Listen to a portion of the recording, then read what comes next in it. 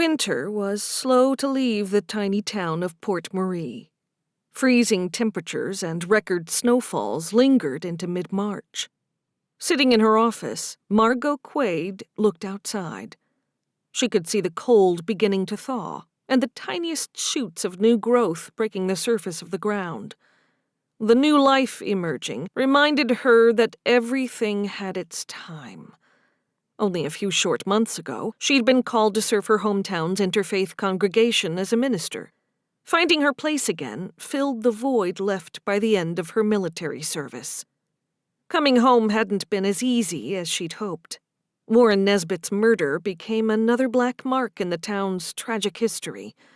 Even if the gossip hadn't ignited, as it sometimes did, Derek and Catalina Nesbitt had uprooted their lives to get away from the reminder.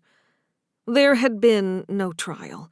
Both of Warren's killers had taken plea deals and were serving reduced sentences in a minimum security facility upstate. Margot looked up from making notes for next Sunday's sermon to see an email from Derek.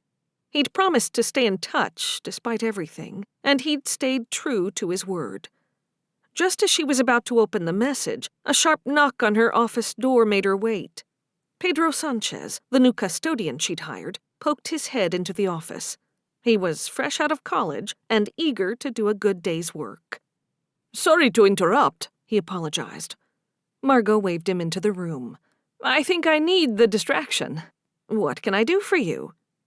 "Well, I was down in the basement to make sure everything was okay. You know, the electrical panels and boiler and everything. I think there's been some water damage from all the snow." Margot wasn't surprised. The building itself was relatively old and could use a bit of a renovation.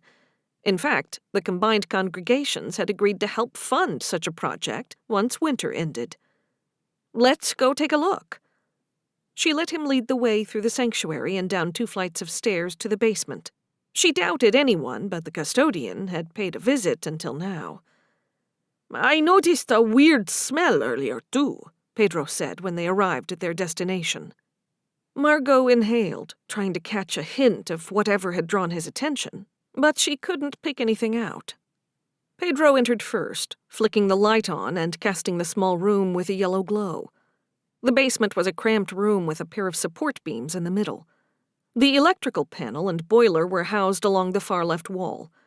Stacks of extra metal chairs leaned against the right wall. A handful of boxes sat against the wall directly in front of her. Margot saw dark stains on the floor where it met the far wall.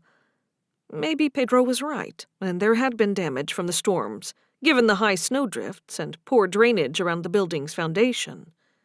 "You smelled that?" he asked. Margot inhaled again, closing her eyes this time to let her body focus on her sense of smell. She could pick out some general must and dampness common in basements after winter. She exhaled through her mouth and took another breath. There, something putrid. Faint at first, the stench started to build as she walked deeper into the room. "I do. I think it's coming from that wall." She pointed directly ahead. "That's what I thought." "I don't think this is just water damage from the snowstorms," she said as they shoved the boxes out of the way. The plaster wall had been painted beige. Even in the dim light, Margot spotted uneven color in a couple places. She turned to Pedro. "Can you get some flashlights? The paint here looks a little off, but it could just be the poor lighting." "Sure thing." Pedro disappeared back upstairs, leaving Margot alone in the space. She stepped up to the wall and ran her fingers over the paint.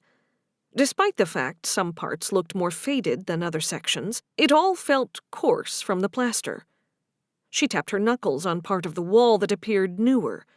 She moved her hand along the wall from left to right, her hand striking what sounded like a hollow space. That's odd. "Pedro, you might want to grab a hammer while you're at it," she yelled up to him. She didn't get a response, but assumed he heard her suggestion. She took another step along the wall. The paint looked older, as if it bore the original coat.